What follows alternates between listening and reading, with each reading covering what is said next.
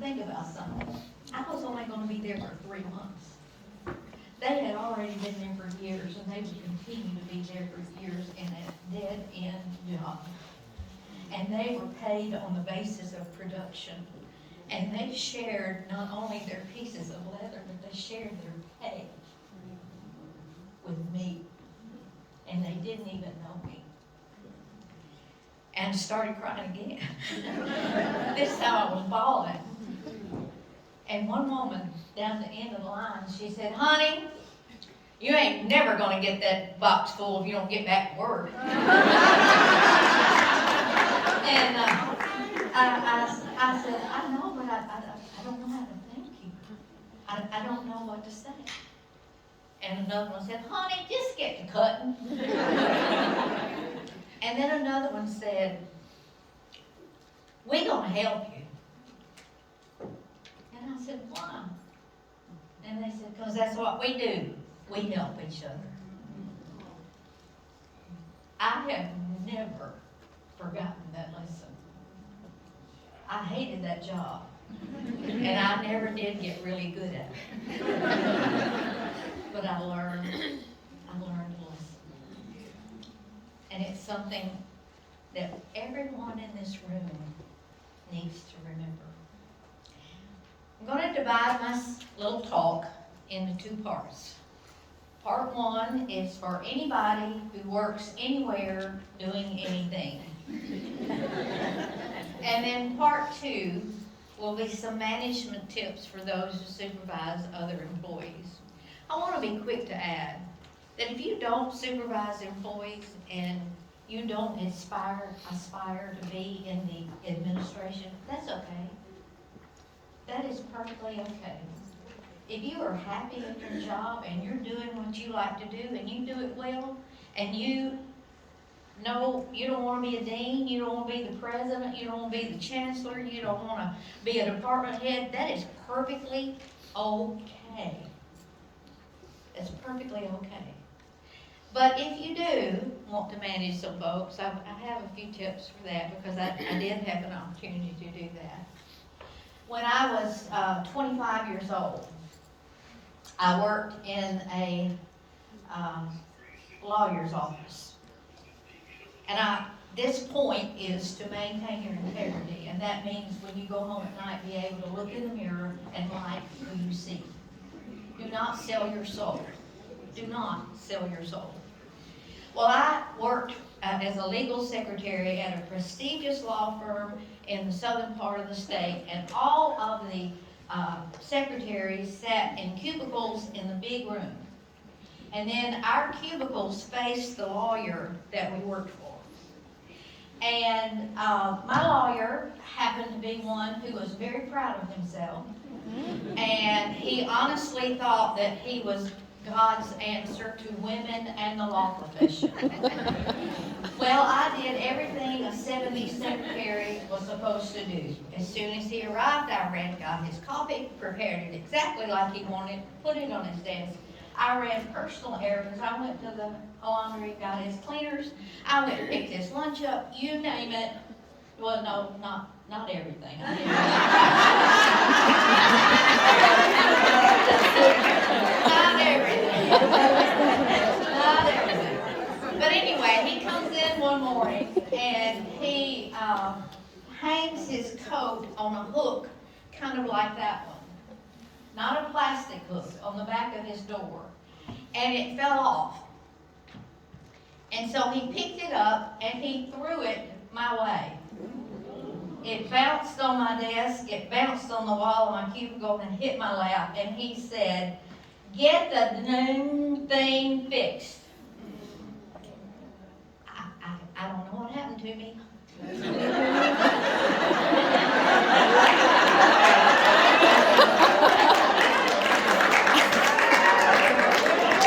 I'm a sweet little girl from my Yucca. But I picked that hook up and I threw it as hard as I could in his office, and I said, "You get the dang thing."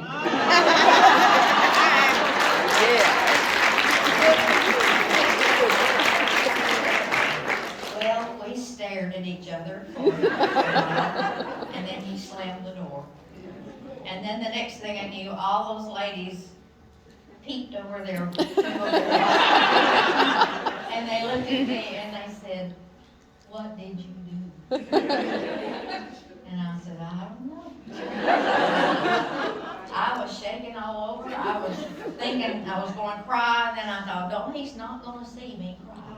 He's not going to see me cry." And I have done that a lot, y'all. In my 60 years in the workplace, I have said, "No, you won't see me cry." I have bit holes in my tongue to try to not cry. But anyway, after about 30 minutes, I went and I got his coffee, and I came back and I knocked on the door. And he didn't answer, but I opened the door and walked in and I set the coffee on his desk. And I said, "Good morning." And had this big smile, like nothing had happened. He did not say a word. I knew that day I was going to get fired. I knew it. And then when I got home and I started looking at myself in the mirror, I just started laughing. And then the next day came, and I said, oh, I know I'm going to get fired. I know I'm going to get fired. But I didn't. I did not. And that hotshot lawyer and I had a wonderful working relationship for the rest of the time I was there. Ladies, I'm not advising that you do what I did. And it could very well have gone the other way. I could have gotten fired. But I want to share with you a story from the Bible that, before I do that, I want you to look at that quote. I got that from the Fount of All Wisdom, Facebook. Bullies aren't just teenagers in high school. They are also adults in offices with nice titles who think they have the right to break the spirits of others. Don't be a bully, and don't let yourself be bullied. Now, let's go to the Bible.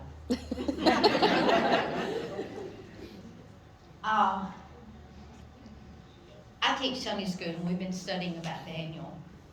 When Daniel was in his teens, and his country was conquered, and he and all of his people had to walk 1,000 miles to a new place, strange country, strange culture, strange everything. They even changed their Hebrew names to Babylonian names. They didn't even have their names. But Daniel, as he's walking 1,000 miles, just a young man, decided, he purposed that he was not going to leave his spiritual integrity. He decided in his mind he would not. And so, along the way, at some point, Daniel and his 3 friends were singled out to join the king's court. And when they got to Babylonia and they were there in the king's court, Daniel went to the man who was in charge of feeding everyone in the king's court, and he asked, now please note, he did not demand, he did not stomp his foot, he did not throw a hook. He asked, may my 3 friends and I, instead of eating what you're feeding everyone else, may we just have vegetables and water and not have the meat and the wine that you're serving to everyone else? And the man said, absolutely not. You will look pale, you will get weak, and besides that, the king would cut my head off. And he said, I'm not, no. Again, Daniel said, he asked, well, would you try it for 10 days? And if we're looking pale and if we're weak, we'll eat what you're feeding everyone else. Daniel had planned what to say and how to convince this man of his plan. And so, after 10 days, what do you think happened? Those 4 men were stronger and had more stamina and looked better than all the other men that had been gorging themselves on meat and wine. And they got to eat their Jewish diet for the entire time. That's the attitude to take rather than throwing a hook. When you have a plan, when you have something you want to present to your boss or to a supervisor, think it through and walk in there and ask if you can present something. And have it all in your mind what objections may come up and say, well, what if we did this? Well, what if we did that? So politely and purposefully and all of the ways as an intelligent woman can do, persuade. And if that person says, you know, that's a great idea, I think we can do that, then shout glory, hallelujah. But if that person says, nah, that take up too much time, we don't want to do that, you try it. Okay? You can walk out with your head held high and then know that she or he's going to fall flat on her face because they didn't take your idea. No, not every idea is a great one. Okay, so maintain your integrity. And here's a way to get noticed if you really want to go up. Work hard, work smart, work beyond what is required, and work until the job is done completely and correctly. That third one's pretty important. Don't wait to be asked to do something. Just take the initiative and do it. Just do it. Now, you may need to clear it with your boss, and that's fine, but just do it. And work until the job is done completely and correctly. Now, ladies, I understand that with young children, and if you don't have that support system that Justice Lamar was talking about, it's hard. And it's hard to take on a project that requires weekend work and night work and travel. But you remember what Justice Lamar said? She said there are seasons in a woman's life. So save those kinds of jobs for when your children are older. And don't attend their high school graduation sitting there saying, oh man, what I missed. There's only one season that you get to raise your children. And when it's gone, and you can't get it back. So think about what you want, and think, I'm going to live. See, I'm 73. You might live longer than me. I've had quadruple bypass and heart attack and all that kind of stuff. You may live longer than me. So, there's plenty of time. Okay, next slide.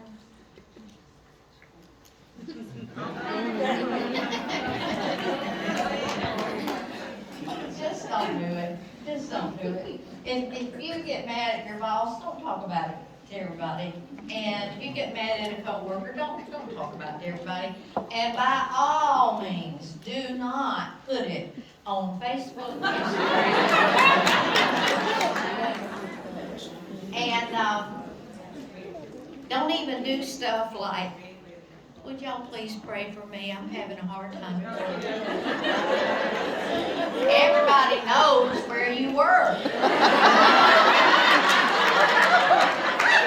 So please don't put that on Facebook. It's going to bite you where you don't want to be bitten. So those are the 3 points for those that work anytime, anywhere, any place. And now we go to part 2. And this is for people who have the opportunity and the pleasure and the privilege of managing others. I have done that for most of my career in fundraising. I have had employees that worked with me and also lots of volunteers. And managing volunteers is like herding cats. So you just throw your hands up and your fist. But with the people that you work with on a constant basis, there are some things you can do to make the workplace a little bit better. And the first one is to remember the golden rule. Treat people the way you want to be treated. I have been to leadership conferences. I have been to management classes. I have been sent, I guess they thought I needed them, but I have been sent everywhere in the world to learn how to be a manager. And it is important, and I have been told that it is very important that you delegate stuff to your employees. That if they can't do their job and you have to do your job and their job, then you need to get rid of them and get somebody who can, but you delegate. Delegate, delegate, delegate, delegate, delegate. However, if there's a crunch time in your office and everybody is running around with their heads cut off trying to meet a deadline, do not go in your office and shut the door. You walk out of that office and you say to somebody, what can I do to help?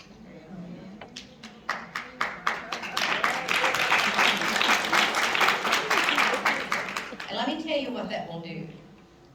That will make you rise up in their eyes higher than you ever dreamed. That will make them follow you off a cliff. That will make them stand up for you, because they will feel like you are one of them. They will feel like that you don't feel like you are above them, that you are with them. And you might say, well, I've got stuff to do. Well, do it after everybody leaves. Another thing, do not ever criticize one of your employees in front of other people. That is one of the most degrading, dehumanizing things that you can do. You remember that guy? Here I am, 73, and that happened to me at 18, and I still remember that little twerp that told me I was slow. I can tell you what he looked like and what he had on. But anyway, the way to handle that is just to have that person come to your office, and the first thing you say is something good. You tell them something good that they're doing. Phyllis said that I teach online English, and I do, and students don't write quite as well as they used to. And when I get an essay, I usually wind up writing more comments than they wrote in the paper. But my first comment is always something good. Now, sometimes I really have to search for something good. It may be, thank you for turning this paper in on time. I mean, that may be the only thing I can come up with. But I'm going to find something good before I start in. So you start with something good, and then you address the behavior in a kind but firm manner. And then you give that person an opportunity to talk and explain. There may be things going on at home you have no idea. There may be things that they just learned from the doctor's office that you have no idea. But then after the two of you discuss it, then you say, what can we do to make it better? Don't say, okay, I want you to do this, and I want you to do this, and I want you to do this, and I want to have it done by this time. No. She or he is the problem, but together you work out a solution. Another thing about the golden rule. When you are standing up and you are giving a report in front of the board or in front of your peers about the progress that your department has made and all of the great things that have been done, do not ever use the word I.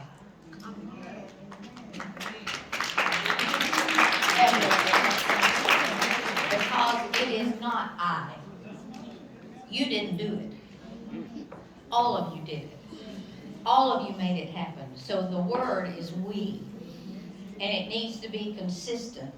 We did this. We did that.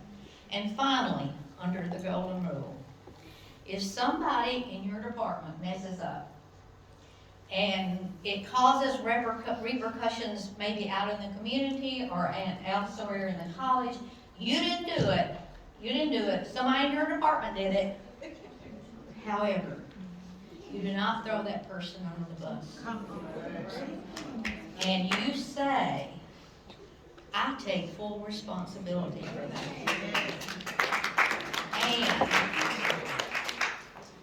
And I sincerely hope you will accept my sincere apology.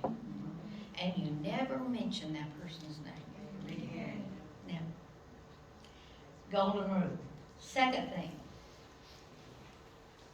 An attitude of gratitude. Now we hear that all the time. That's just kind of trite. We just yeah. But I'm talking about an attitude of gratitude that goes beyond your office. When you have a special event, who comes in and sets up the chairs and takes them down? Who cleans that room before you get to it and will clean it after you're gone? Who will cook the food and provide it? Those are the people that you need to thank. And it's not like, oh, hey, thank you so much, I appreciate it. No, I'm not talking about that kind of things. I'm talking about during the event, even though they're not in the room, you say, I appreciate John Doe and Freddie for coming in and setting up these chairs and taking them down. I appreciate Rita and the catering staff. Let those people know that you appreciate what they have done. And then after the event, you type a letter to those men who set up the chairs, and you thank them for it, and then at the bottom, you see it to their supervisor. Now you can say, I don't have time for that. Yes, you do. Or you say, they're getting paid. Why should I do that? Well, let me ask you something. How much are they getting paid? Are they getting paid a lot? No, they're not getting paid enough. Do they get paid higher than you? No. But what it means to them to be appreciated is really, really important. When you go to the cafeteria, if you go there to eat, we have a great one in Northwest. I go all the time. My husband are senior citizens. We go there at night. $6 for a salad bar and fresh food. I don't have to cook it. What are you talking about? But you know what? I know their names. The people that serve me the food, I know their names. And they know my name. And that's important. When you're driving around campus in the August heat and there's people that are working in a flower bed, stop and say, wow, that flower bed looks wonderful. I'm gonna go get you some water. Y'all, I don't understand why we don't do that. I really don't. But I have been in meetings before when every high up in the whole planet Earth is recognized, but the people that did all of the work so that you could walk in and sit down, nobody ever says a word. That is the mark of a true leader. It's what I call a servant leader. A servant leader. It's what Jesus was. A servant leader. You say, well, you can't be both. Oh, yes, you can. It has to be both and rather than either or. Now, this next slide is a little bit disturbing, but I didn't make it up. 75% of workers who voluntarily leave their jobs do so because of their bosses and not the position itself. That's not good, y'all. I mean, think about that. Think of all of the training and the retraining and the training and the retraining. I mean, that costs money. That costs a whole lot of money. And I didn't make it up. It's from Gallup's State of the American Workplace. But it's disturbing. I want you to see this next slide. Just read it. I'm not going to read those. Just read it.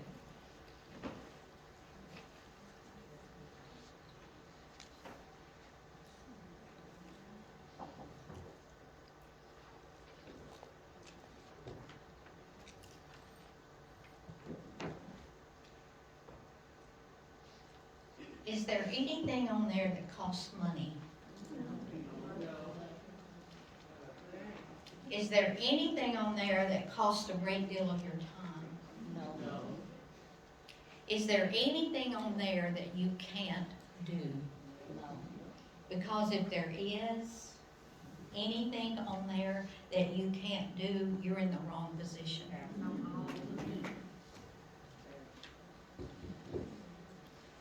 Go to the next slide. This is a little recap, but then go to the next one. Mother Teresa says there is more hunger for love and appreciation in this world than there is for bread. Wow.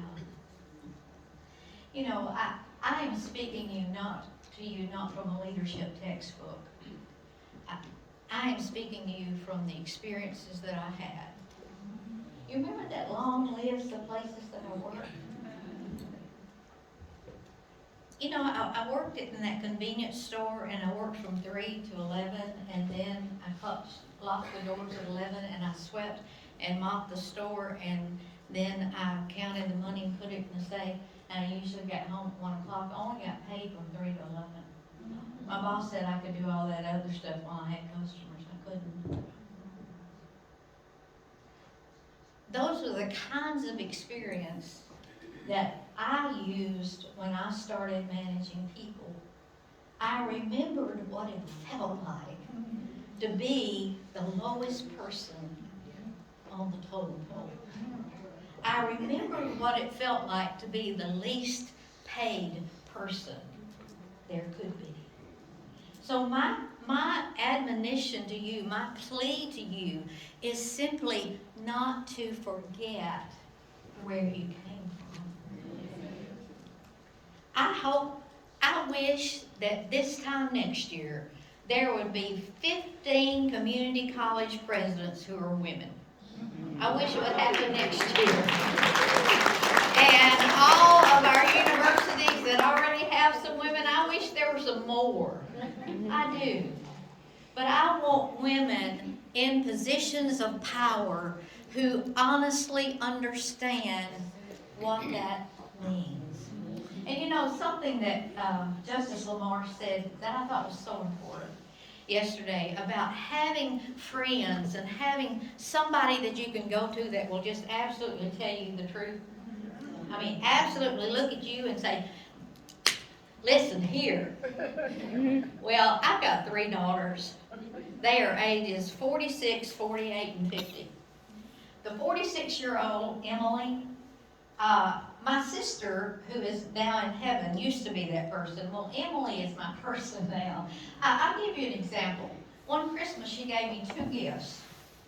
A device to cut your nose hair and Spanx.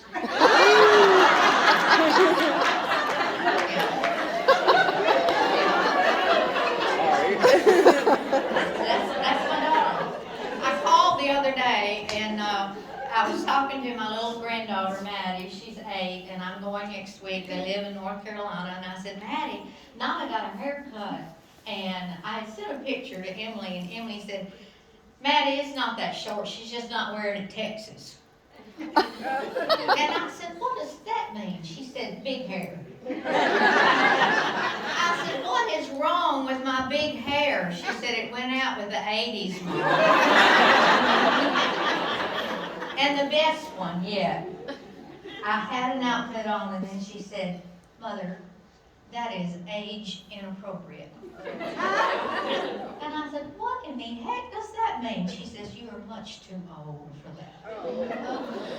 That's when you slap. I didn't. And then the last thing she did, she made an appointment for me in Memphis. It was at a dermatologist's office, but it wasn't with a dermatologist, it was with a lady, a nurse who works in that office. And I said, what am I going for? She said, you got to get that mustache taken care of. I said, well, Emmy, I don't have a mustache. She said, oh yeah, you do. And she said, you're close to getting a beard. I said, well, what is this woman going to do? Is she going to wax it my whole face? And she said, no, Mom. She takes a little razor blade and scrapes it off. I said, good gracious, that's like a man shaving. I'll have a black beard before it's over with. She said, no, I'm telling you, you need to get it done. She said, I have made the appointment. I have even paid for it. So I went. And this nurse takes this little razor blade and she just skims all, and there's a lot of hair on my face. It ain't a lot, but it's white, you can't see it. So, but anyway, she is my go-to person for a lot of things because she will be very honest with me. And I want you to find somebody like that. I do. Someone that you can honestly just bear your gut. And I want to close with a quote from a book called Pete the Cat. Pete the Cat is a wonderful little book that I read to my grandchildren. And he has tennis shoes on, and he keeps walking in things, and he gets his shoes all messed up. And he starts out, I think he has maybe white shoes on, and then he steps in mud, and now he has brown shoes. And so what you do is you get your grandkids to say, I like my brown shoes, I like my brown shoes, I like my brown shoes, I like my brown shoes. And then the next thing you know, he stepped in paint, and he's got red shoes. And then you get your grandkids and they say, I like my red shoes. And you go through all the colors of the rainbow. But then at the end, you read this.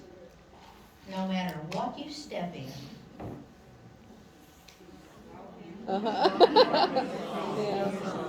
keep walking along and sing your song because it's all good. I thank you so much